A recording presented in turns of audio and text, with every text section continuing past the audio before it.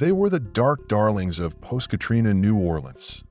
Zach Bowen, a bartender and Iraq War veteran haunted by trauma, and Addie Hall, a poet known for her fiery spirit, moved into a second-story apartment at 826 North Rampart Street, right above a voodoo temple. Locals often saw them dancing in the streets or bickering in public. But what happened behind their door was worse than anyone imagined. On October 17, 2006, Zach leapt to his death from the rooftop of the Omni Royal Orleans Hotel. In his pocket was a suicide note and a key. The folded up piece of loose leaf paper had "for police only" written on it. I started reading the note. I had to take my life for the life I took. It said how he had taken the life of his girlfriend, and it gave the address. Police followed the address written in his final message and entered the apartment. What they found was beyond comprehension. Addie Hall's head was boiling in a pot. Her limbs had been seasoned and placed in the oven. Her torso lay wrapped in a trash bag in the refrigerator. On the walls, Zach had spray-painted confessions in large, manic letters. "I loved her. This is not accidental. And please call my ex-wife." A small voodoo altar rested near the carnage. Candles burned down to waxy puddles. A doll resembling Addie stabbed with pins. Zach's detailed journal explained everything. Killing that don't make sense. A death that don't make sense. After a final fight, he strangled her, then lived with her corpse for days before dismembering her. He claimed she practiced voodoo and that he felt cursed, stalked by something he couldn't escape. Whether that was the trauma from war, mental illness, or something older, something fed by the building's dark history, is still debated. Today, the apartment where Zach and Addie lived and died is part of a French Quarter ghoster. It's been turned into a small museum exhibit under the Bloody Mary Haunted Museum. Visitors walk through the exact room where the murder occurred, with Zach's chilling writing still visible under blacklight. Critics say it's exploitative. Others say it's just New Orleans, where the dead never stay quiet.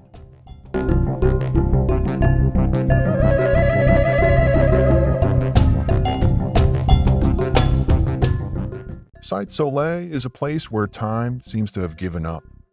Trash-choked canals rot in the heat. Shacks lean together like they're whispering secrets.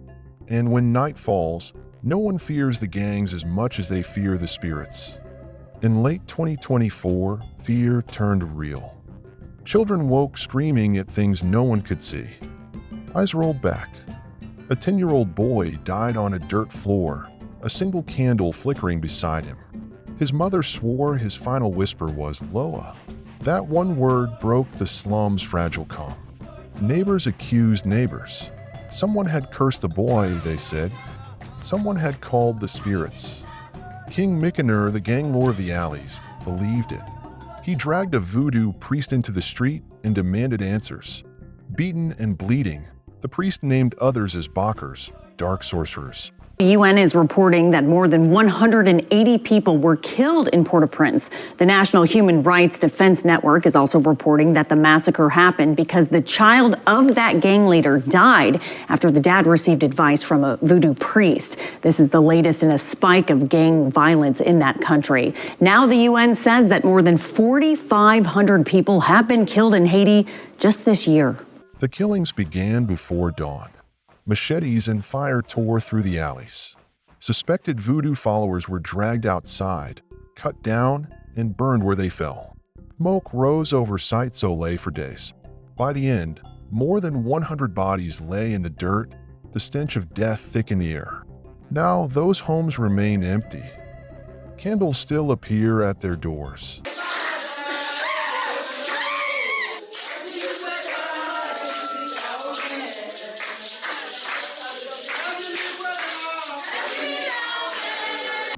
At night, survivors whisper of soft, dragging footsteps in the alleys and swear the Loa walk with the dead. Don't forget to like the video, hit subscribe, and stay alert. Because in places like Site Soleil, the living can be monsters and the dead don't forgive.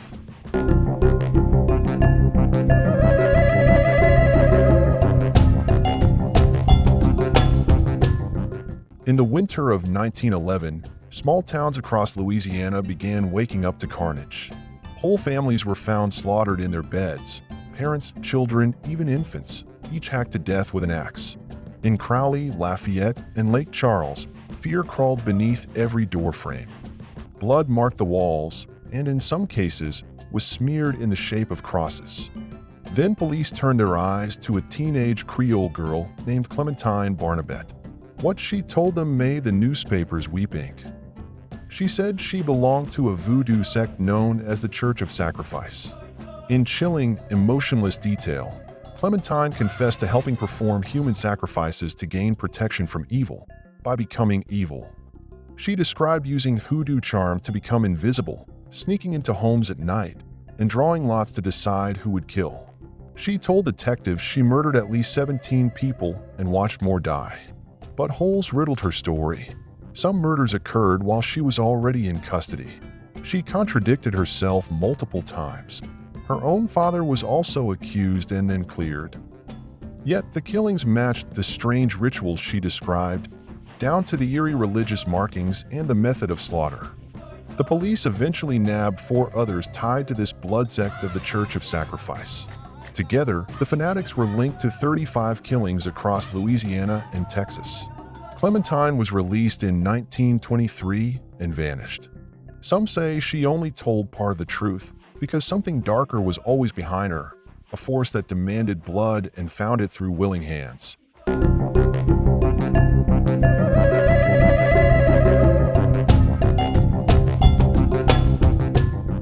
In 1962, Clervius Narcisse was buried alive in the dusty earth of Lestier, Haiti. He had been pronounced dead by 2 doctors at the local hospital after suffering from fever, body pain, and paralysis. His family wept, the grave was sealed, and his name was etched in death. But 18 years later, in 1980, Clervius walked back into his village, dazed, hollow-eyed, and whispering one word, zombie. His sister recognized him instantly. He recounted a tale that defied reason.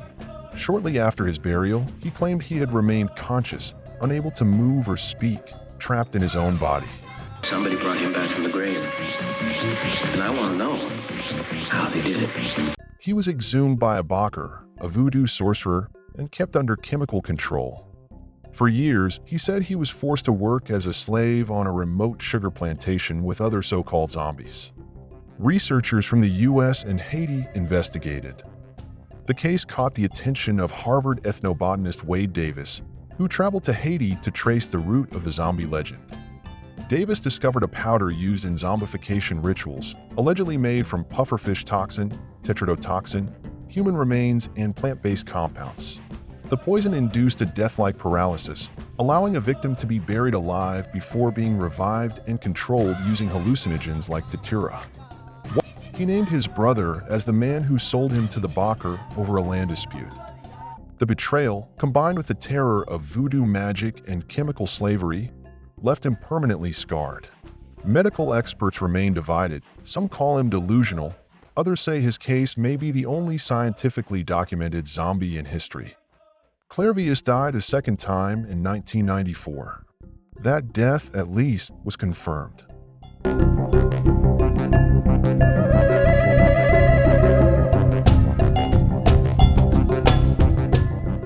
In the blistering haze of 1980s Miami, Liberty City pulsed with tension, economic decay, racial unrest, and a spiritual hunger that left many desperate for hope.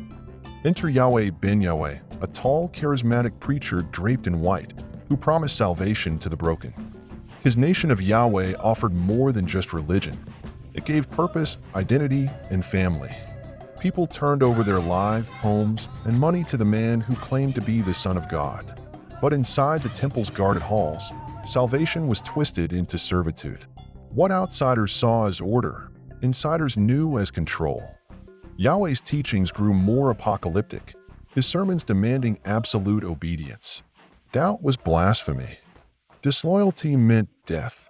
His inner guard, the death angels, enforced his will, an elite circle of enforcers trained not just in scripture, but in silence, fire, and blood.